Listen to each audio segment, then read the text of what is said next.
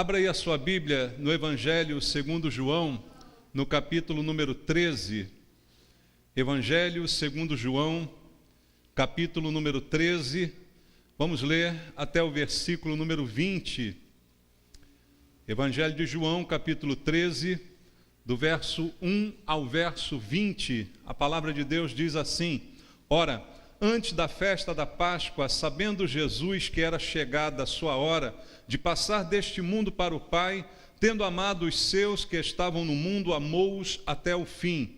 Durante a ceia, tendo já o diabo posto no coração de Judas Iscariotes, filho de Simão, que traísse a Jesus, e sabendo que o Pai tudo confiara às suas mãos, que ele viera de Deus e voltava para Deus, levantou-se da ceia, tirou a vestimenta de cima e, tomando uma toalha, cingiu-se com ela.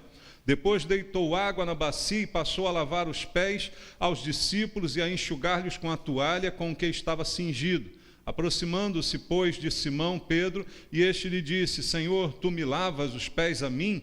Respondeu-lhe Jesus: O que eu faço não o sabes agora, compreende-lo-á depois. Disse-lhe Pedro: Nunca me lavarás os pés. Respondeu-lhe Jesus: Se eu não te lavar, não tens parte comigo.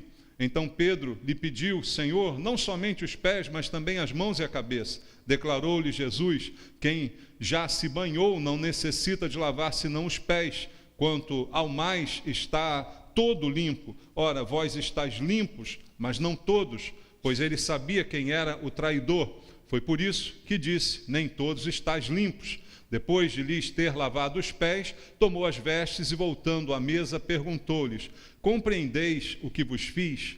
Vós me chamais o Mestre e o Senhor, e dizeis bem, porque eu o sou. Ora, se eu, sendo o Senhor e o Mestre, vos lavei os pés, também vós deveis lavar os pés uns dos outros, porque eu vos dei o exemplo, para que, como eu vos fiz, façais vós também.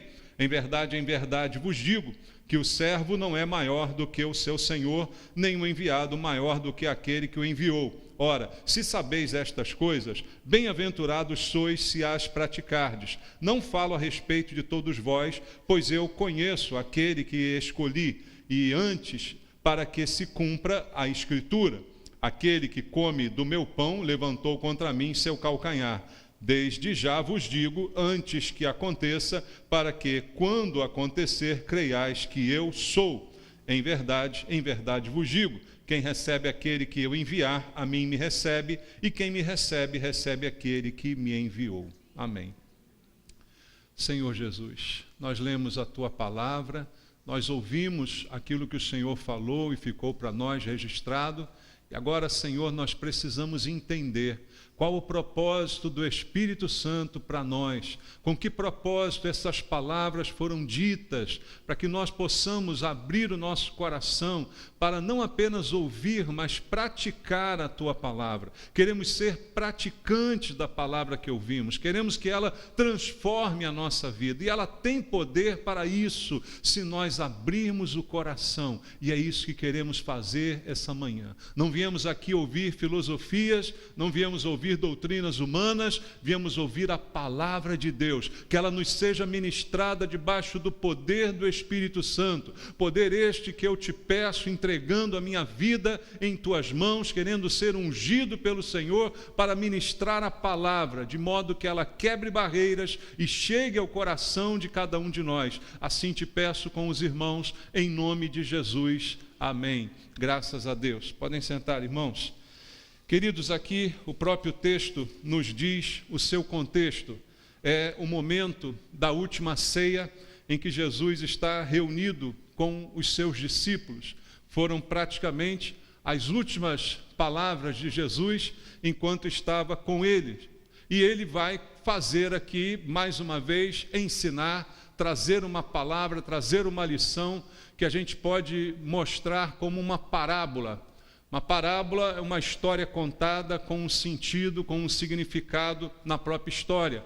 E nessa parábola, Jesus é o próprio autor e ele também é o próprio personagem principal. Eu posso dizer então que foi a última parábola ensinada por Jesus. E é um momento dramático, porque ele sabe o que estava para acontecer. Dali a alguns momentos ele seria traído, seria preso, seria levado, e tudo aquilo que a Bíblia já nos contou iria acontecer com ele. Mas Jesus, ainda nesse último momento, quer firmar no coração dos discípulos qual o significado daquilo tudo.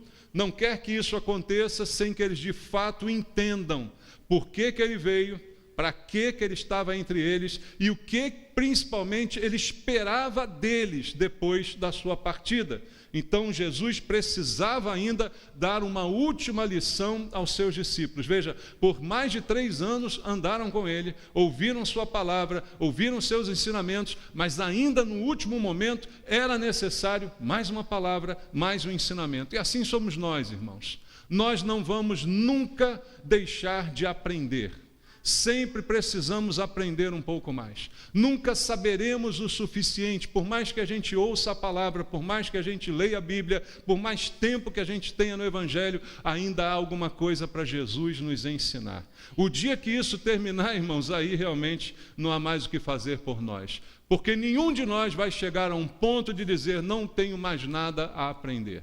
E a evidência está aqui, Jesus ainda nesse último momento traz uma palavra que eles precisavam, cada um deles precisava receber essa palavra. E mais do que apenas palavras, Jesus se tornou naquele momento um exemplo vivo daquilo que ele estava ministrando. Ou seja, ele ensinou e ele praticou aquilo que ele ensinou. Ele mostrou, através da prática, que o seu discurso não era apenas de palavras, mas se cumpria também na sua própria vida.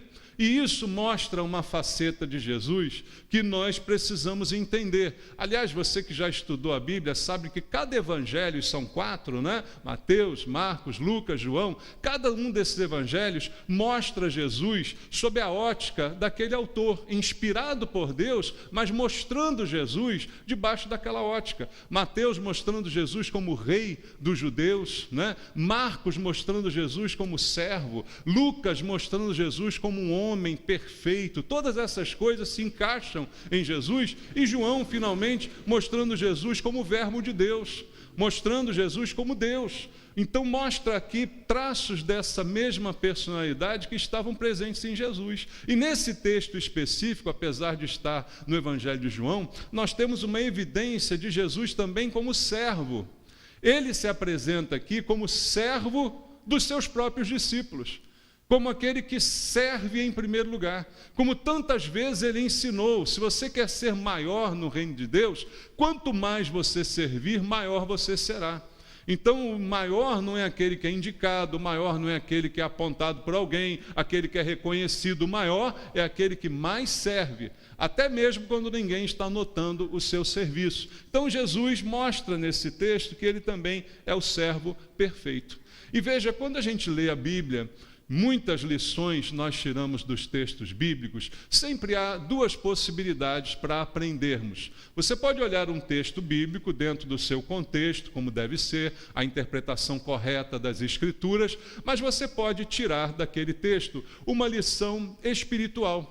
Há muitos textos bíblicos que trazem uma lição espiritual. E há outros textos em que você olha para o texto e percebe uma visão, uma lição mais prática para a sua vida, coisas que você pode praticar baseado naquilo. Mas nesse texto aqui nós temos a junção dessas 2 vertentes. Há tanto uma lição espiritual quanto uma lição prática. As 2 se encontram nesse texto que nós lemos. Veja, começando aqui o versículo 1 do capítulo 13, diz assim: ora, antes da festa da Páscoa, sabendo Jesus que era chegada a sua hora de passar deste mundo para o Pai. O que quer dizer isso? A hora dele morrer. Ele sabia que tinha chegado a sua hora. Tendo amado os seus que estavam no mundo, amou-os até quando? Até o fim. A lição aqui é espiritual. Jesus amou os seus. Quem são os seus? Os seus discípulos. Hoje nós somos discípulos de Jesus. Jesus nos ama. Jesus nos amou. continua nos amando, e segundo o texto diz, não apenas amou, mas vai amar até quando? Até o fim, até as últimas consequências. Veja, no início do texto já temos uma lição espiritual que é dada a nós. E no versículo 3 diz assim: sabendo este que o Pai tudo confiara às suas mãos. Quem é este? Jesus. Jesus sabia que o Pai tudo tinha confiado às suas mãos e que ele viera de Deus e voltava para Deus.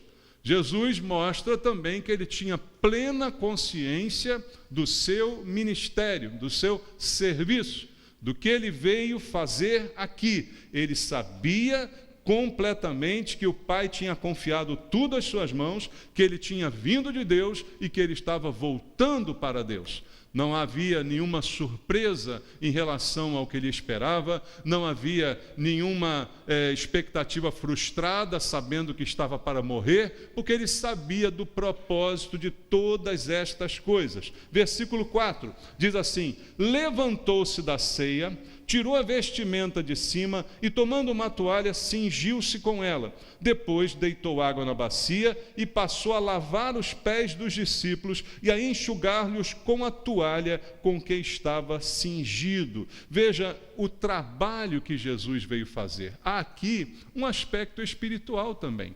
Ele estava lavando os pés fisicamente. Mas o próprio texto vai mostrar, principalmente quando ele conversa com Pedro a respeito disso, que o trabalho também era espiritual. O símbolo espiritual ali é da limpeza que Jesus ia promover na vida de todos aqueles que crescem nele. Quando Jesus morreu e verteu o seu sangue na cruz, nós nos limpamos de todo pecado. Você crê nisso? Nós fomos limpos da culpa, porque o sangue de Jesus nos purifica de todo pecado, não é o que diz a Bíblia? Então, o trabalho realizado ali era um símbolo de algo espiritual que estava para acontecer. Vocês serão lavados, eu lavo vocês com o meu sangue. Foi para isso que eu vim. Esse foi o propósito do Pai, para que pelo meu sangue vocês fossem limpos de todo o pecado. Então estava ali simbolizado também que o trabalho de Jesus seria purificar os seus discípulos, e não somente eles, mas todos que viessem a crer nele, como é dito várias vezes na Bíblia. Veja outra lição espiritual no versículo 8, disse-lhe Pedro: nunca me lavarás os pés. Respondeu-lhe Jesus: se eu não te lavar, não tens parte comigo. Olha o valor espiritual do que é dito aqui. Pedro, mostrando assim uma consciência aparente, não é, de que era muito errado, muito inferior a Jesus, ele diz: não, o Senhor não pode me lavar. Que isso? Eu é que preciso lavar o Senhor que é o mestre, não é? Eu sou muito inferior. Parece bonita a atitude de Pedro, reconhecendo a sua pequenez diante de Jesus. Então por isso ele diz: não, o Senhor não vai me lavar. Mas aí Jesus diz a ele: se eu não te lavar, você não tem parte comigo. Qual a lição espiritual aí, irmãos? Que para nós termos parte com Jesus, nós precisamos ter sido lavados por ele. Quem não foi lavado por Cristo pode dizer que é cristão, pode dizer que é crente, pode fazer o que quiser, mas não tem parte com Jesus. O que nos torna parte com Jesus não é a gente entrar numa igreja, mas é nós nos submetermos à lavagem, à purificação pelo sangue de Cristo, reconhecer que por este sangue fomos lavados completamente. É isso que faz a gente participante. Ter parte com Jesus inclui receber sobre nossa vida o poder do sangue de Jesus, que nos lava de todo pecado, que realmente perdoa. Então ele diz: se eu não lavar, você não tem parte comigo. Aí Pedro, ele entende isso meio que mais ou menos, né?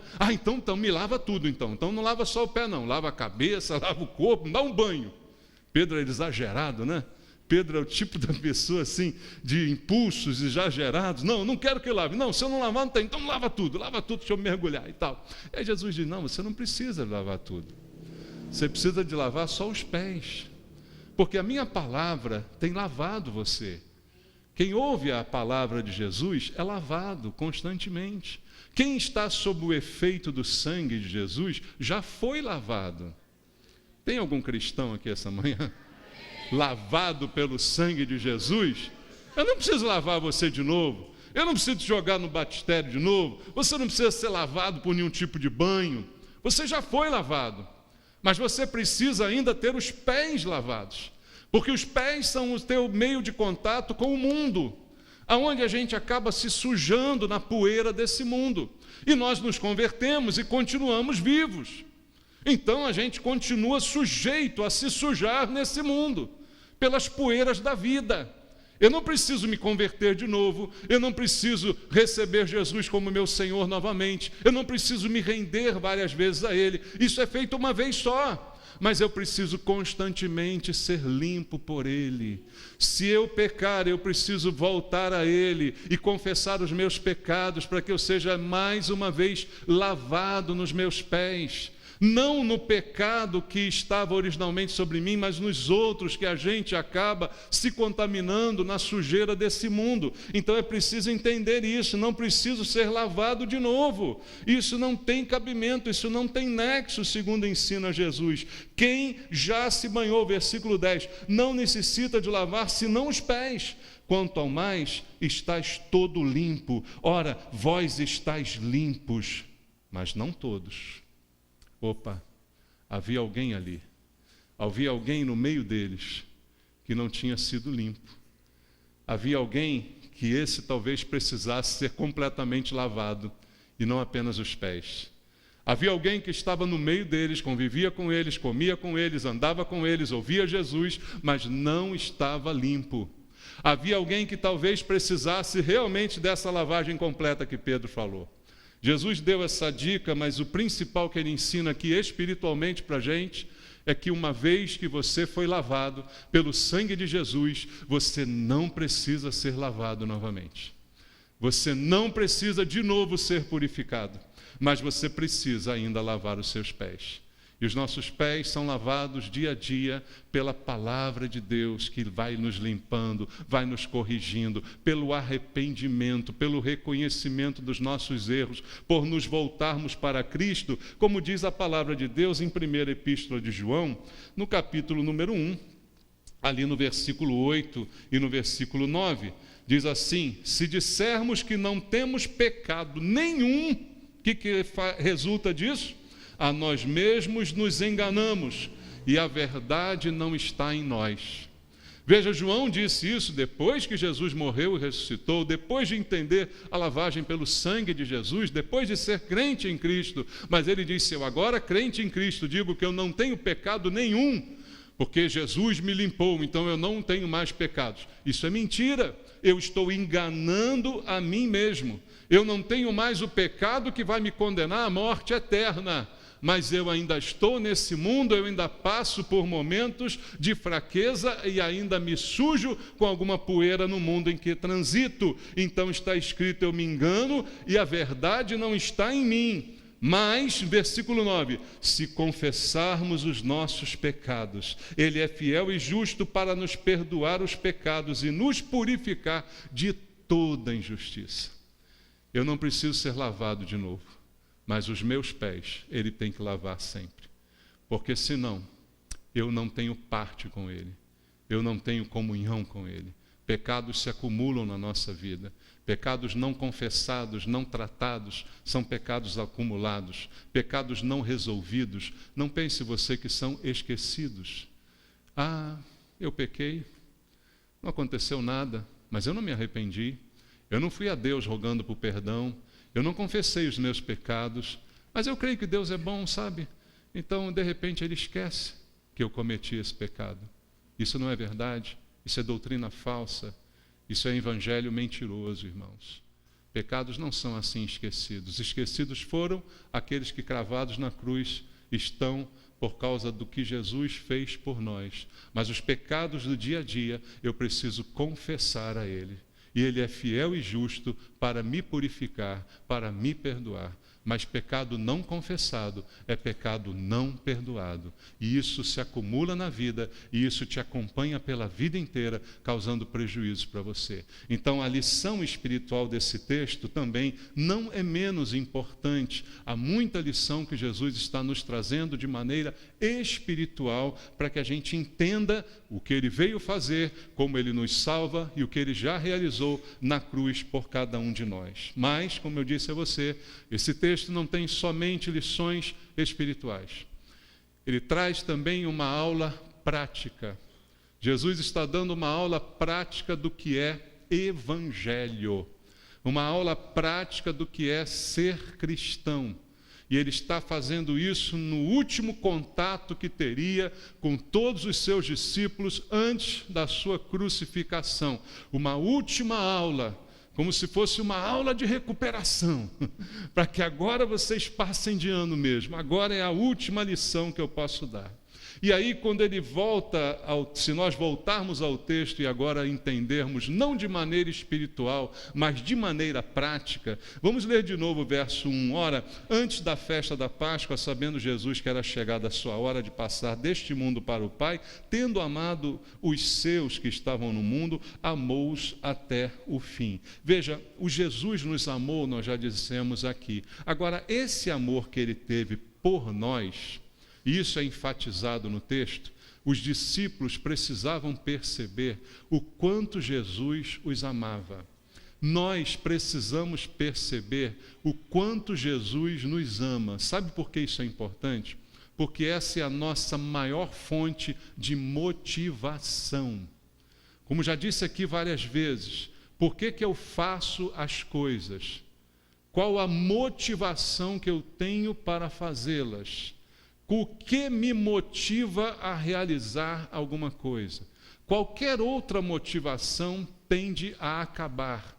Você, às vezes, já deve ter começado muitas coisas na sua vida, cheio de alegria, cheio de ânimo, e no meio da caminhada abandonou. É aquele curso de inglês, aquela faculdade, aquele trabalho, aquela obra que você ia fazer e depois deixou para lá.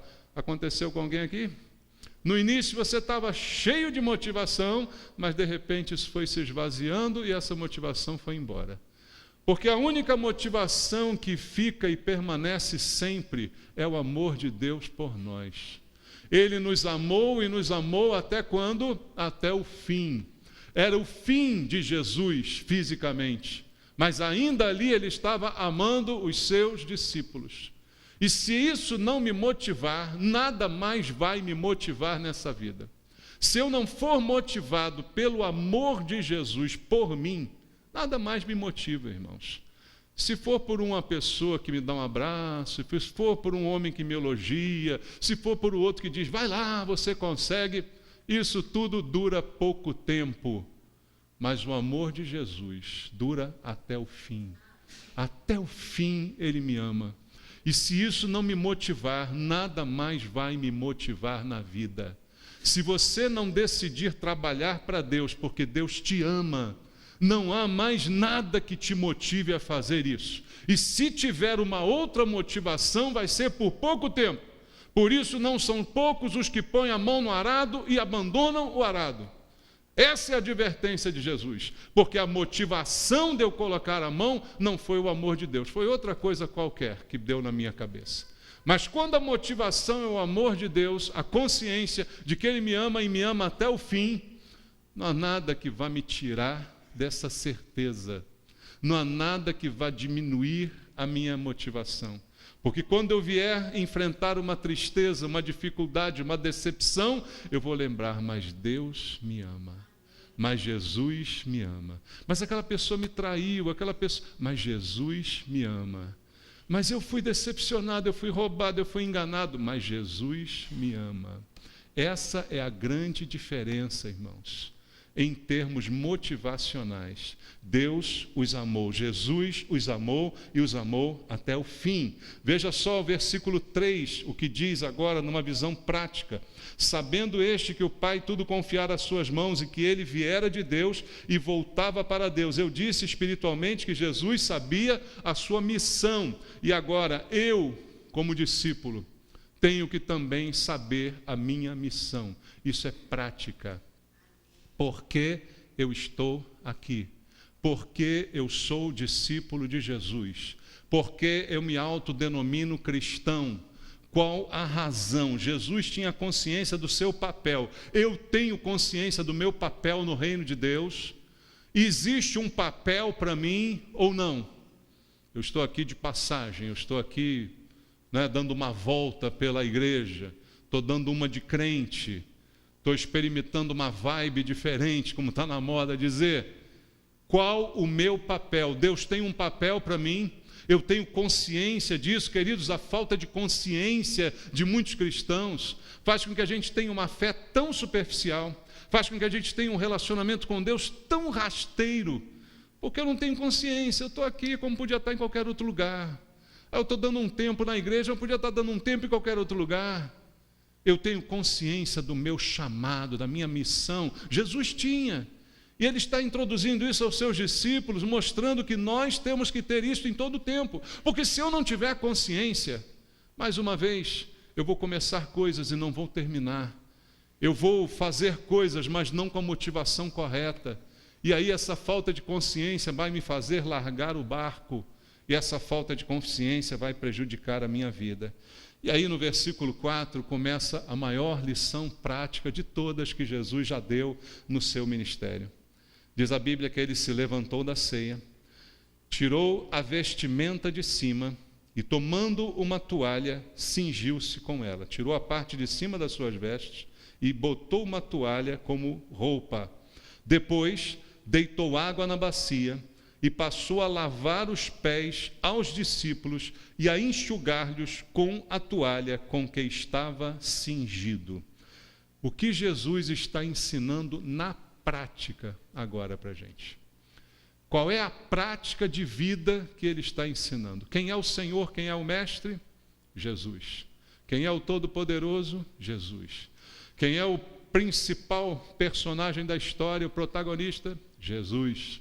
Mas é ele que toma a iniciativa de fazer algo que fique como exemplo, como será dito mais tarde, para os seus discípulos, que estão recebendo aquela aula prática. Prática, não é aula de teoria, é aula de prática. E eles estão recebendo aquilo ao vivo e a cores. O que Jesus fez? Aonde ele estava? Na ceia. E o que a gente faz na ceia? A gente come. Tem alguém com fome aqui hoje? A cantina está te esperando lá no segundo andar. E aí você chega na mesa, começa a comer. Você não gosta de parar no meio. Já percebeu isso? Se tem alguém que te interrompe no meio de uma refeição, você fica bravo, não fica? Agora não, eu estou comendo. Poxa, agora não, deixa eu acabar. Mas a Bíblia diz que Jesus levantou na ceia. Eu imagino que ele parou de comer. Eu imagino que ele interrompeu aquilo que parecia tão principal e parece às vezes tão essencial para a gente, não é? E ele interrompe a ceia e começa a fazer uma coisa estranha. Ele retira a parte de cima da sua túnica, para de comer, como que arregaça as mangas, né? Se tivesse mangas como a gente tem hoje, o que você vai fazer? Você está de manga comprida, você arregaça para fazer o quê? Meter a mão na massa, né?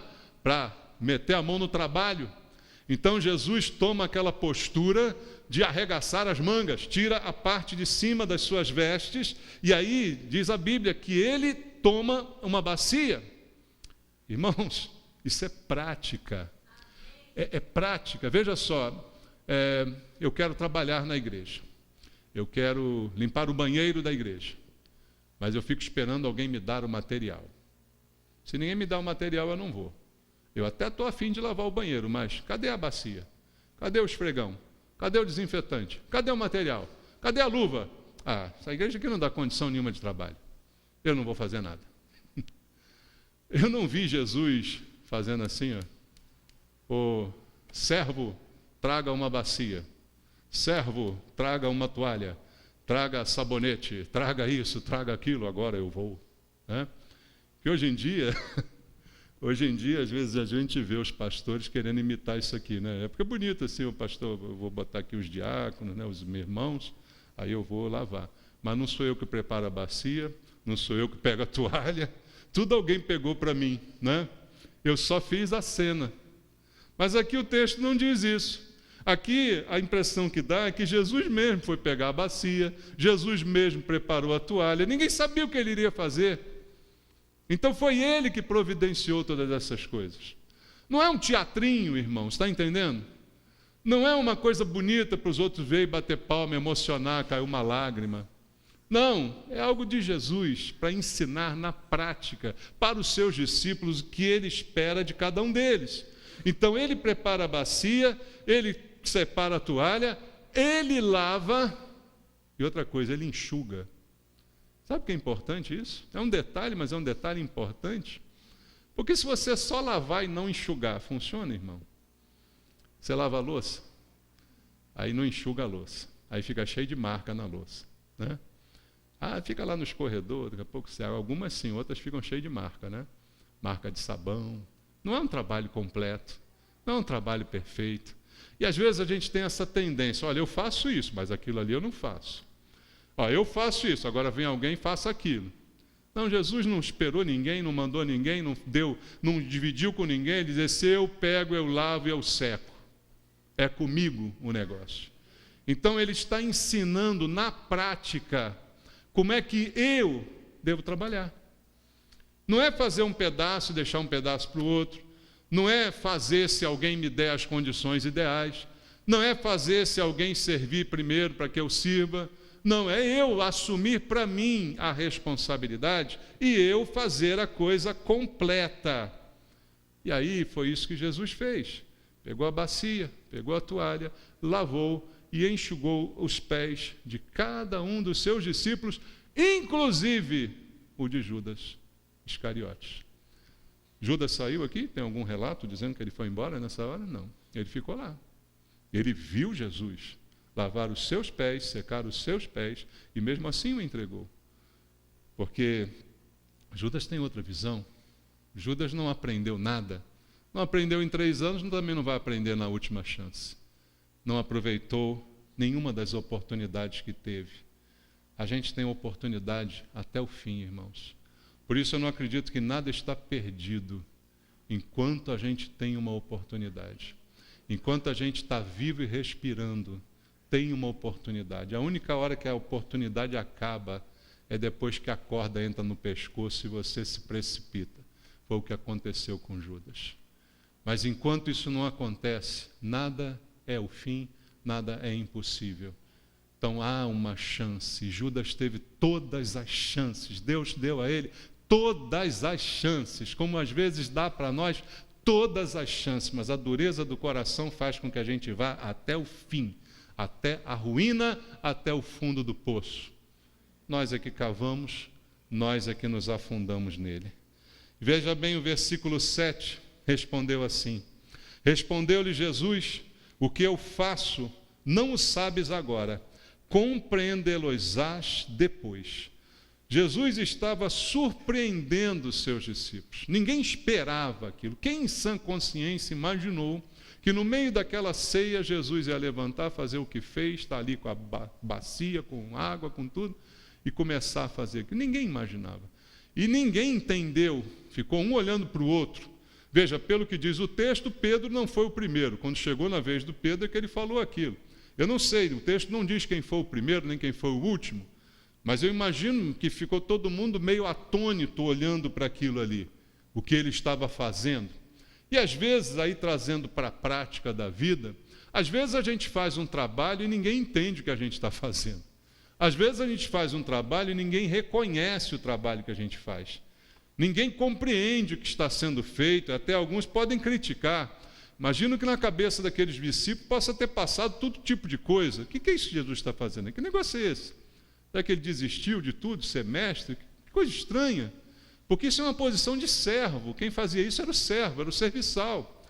Quando você entrava na casa de alguém importante, tinha ali um servo que lavava os pés de alguém. Então, isso não combina com Jesus, né? Então, às vezes, até pensam mal de Jesus. E assim, na prática, pode acontecer com a gente. Alguém não entendeu o que eu estou fazendo, não entendeu o meu trabalho, não valorizar, não reconhecer. Isso é absolutamente normal. Jesus está aqui dizendo, olha, não entende agora, vai entender depois. Mas eu não vou deixar de fazer o que eu tenho que fazer. Independente de alguém entender ou deixar de entender, independente de alguém aplaudir ou deixar de aplaudir, eu não vou deixar de fazer o que eu tenho que fazer. E foi assim que ele fez o seu trabalho. Agora veja no versículo 12, aqui do mesmo texto, até o 15, diz assim: depois de lhes ter lavado os pés, tomou as vestes, voltando à mesa, perguntou-lhes. Olha aqui, deu a lição prática, agora está na hora da prova. Né? Faz a prática, agora vai arguir cada um. Perguntou-lhes: compreendeis o que vos fiz? Vocês entenderam? Vós me chamais o Mestre e o Senhor, e dizeis bem, porque eu o sou. Ora, se eu, sendo o Senhor e o Mestre, vos lavei os pés, também vós deveis lavar os pés uns dos outros, porque eu vos dei o quê? Exemplo, para que, como eu vos fiz, façais vós também. Jesus, ele é bom porque ele dá a prova e ele dá o gabarito. Ele dá a prova e ele responde a pergunta. Você compreendeu o que eu fiz? E aí ele explica. Olha, vocês me chamam mestre, me chamam Senhor, e isso tudo é absolutamente verdade. Eu assumo que sou isso, não é? Eu sei de tudo isso. Agora, se eu mesmo sendo isso, lavei os pés de vocês, o que é que eu espero de vocês? Ora, versículo 14: se eu, sendo Senhor e Mestre, vos lavei os pés, também vós deveis lavar os pés uns dos outros. Porque eu vos dei exemplo, para que, como eu fiz, vocês façam também. Pensou nisso, irmãos? Nós já pensamos nisso com seriedade? Ele está mandando, devemos, é um imperativo, né? Devemos fazer assim também. E como é que eu tenho que fazer? Sem esperar que ninguém reconheça, sem esperar que ninguém me dê as condições melhores, sem esperar que alguém forneça o material, sem esperar que coisa alguma aconteça. Eu devo fazer isso. E devo fazer do mesmo jeito que Jesus fez, me colocando em posição de inferior, mesmo sendo eu superior a estas pessoas. Jesus, de fato, o era. O problema é que nós, às vezes, nem somos e achamos que somos superiores aos outros, né? Com a gente a coisa é pior ainda, né? A gente acha que é superior. Então, por isso que eu fico muito cabreiro com essas coisas de encenação de lava-pés, né? Vamos fazer aqui um lava-pés. Aí vai, você lava e tal, e coisa, né? Às vezes tem isso, né? Na católica tem isso, mas na cristã tem isso às vezes em quando, né? Vai fazer uma encenação, você já viu, igreja? Vamos lavar os pés. Ah, vai lá, você que falou mal do irmão, vai lá, lava os pés dele. É bonito, mas não tem o sentido prático daquilo que Jesus ensinou. Porque a prática que ele ensinou é eu tomar a toalha, é eu providenciar a bacia, é eu fazer tudo sem ninguém mandar. Ninguém mandou Jesus fazer isso. Não foi o movimento que o pastor da igreja criou. Foi uma iniciativa dele. E ele diz, da mesma forma que eu fiz, sendo eu quem eu sou, façam vocês também igualmente. E é isso que eu preciso fazer, sabendo que ele é o meu, o que ele é meu? Exemplo. Ele deu o exemplo. O exemplo é ele. Se eu quero fazer, eu tenho que fazer como ele fez, da forma como ele realizou, porque o exemplo é ele. Versículo 16, ele diz assim: em verdade vos digo, que o servo não é maior do que o seu senhor, nem o enviado maior do que aquele que o enviou. Veja, o servo nunca é maior do que o seu senhor. Não importa o que ele faça, ele não é maior do que o seu senhor. Isso é uma consciência que nós temos que ter. Eu preciso servir, eu preciso imitar Jesus, mas assim como a Bíblia diz em Filipenses capítulo 2, que Jesus assumiu a forma de servo e não julgou como usurpação o ser igual a Deus, antes a si mesmo se esvaziou, eu preciso agir da mesma forma. O servo nunca é maior do que o Senhor. Nós somos servos de Deus, não somos maiores que Deus e não somos maiores uns dos outros. Amém? Veja, Jesus está ensinando que eu tenho que lavar os pés até do Judas. Eu não tenho que fazer uma seleção para ver quem merece que eu lave os pés dele. Você percebe isso? Essa talvez seja a parte mais difícil dessa história. Judas está lá no meio deles e ele sabe direitinho o que Judas vai fazer, mas mesmo assim ele lava os pés de Judas. E depois ele diz para os discípulos: vocês precisam fazer exatamente como eu fiz. Isso é prática, irmãos. Isso não é discurso, isso não é ensinamento, isso é vivo, é ensino e prática ao mesmo tempo. Então, o que ele está requerendo de nós é o que deve ser feito. Se vamos fazer ou não é outra história, mas o padrão é esse. O que temos que aprender é isso, e é isso que ele espera de cada um de nós. Porque Jesus não fez isso apenas para fazer uma encenação. Ele fez isso porque era a última chance com seus discípulos. E uma última lição precisava ser dada. Façam isso. Sejam servos uns dos outros. Até porque um pouquinho antes, a mãe de dois deles tinha chegado para Jesus, lembra da história? Pedindo para que os seus dois filhos tivessem privilégios. E Jesus já tinha dito naquela hora: o maior é o que serve. Então agora é a lição final. Porque ele deseja que você pratiquemos isto. Qual o meu exemplo? É Jesus. Não é o arrogante, não é aquele que se acha, não é aquele que se acha mais importante, não é aquele que tem uma posição, um título. O meu exemplo é Jesus, que tem tudo que alguém queria ter, mas faz tudo que ninguém quer fazer. Esse é o meu exemplo. E por fim, no verso 20 também, ele diz assim: em verdade vos digo, quem recebe aquele que eu enviar, a mim me recebe, e quem me recebe, recebe aquele que me enviou. Quem recebe o servo, recebe ao Senhor, porque nós somos representantes dele. Jesus está dizendo aos seus discípulos, como ele também representa o Pai, cada um dos discípulos vai ser um representante dele, e seremos recebidos no nome dele. Lição para cada um de nós. E para terminar, versículo 17, olha o que ele diz: ora, se sabeis estas coisas, felizes serão se vocês as praticarem. E aqui, irmãos, é o ponto final dessa história.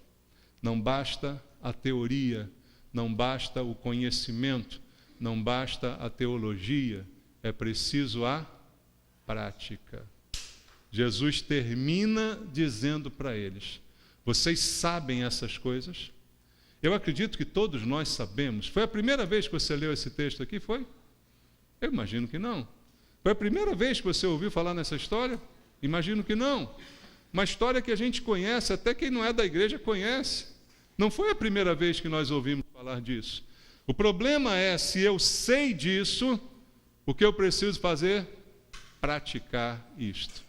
Colocar isto na minha vida, na vida de cada um de nós. Isto é o essencial para que a gente possa dizer: eu sirvo a Deus. Senão, irmãos, tem muita gente dizendo que serve a Deus, mas não serve. Serve aos seus próprios interesses, serve às suas próprias razões, mas não serve a Deus. Quem quer servir a Deus, conhece isso e pratica isso. Vamos botar isso em prática? Vamos orar? Vamos fazer uma oração a Deus, pedir sua misericórdia, sua graça. Pai Santo, nós somos infinitamente menores do que tudo que o Senhor nos ensina, Pai. Mas se o Senhor nos ensinou, é porque eu creio que nós somos capazes de fazer.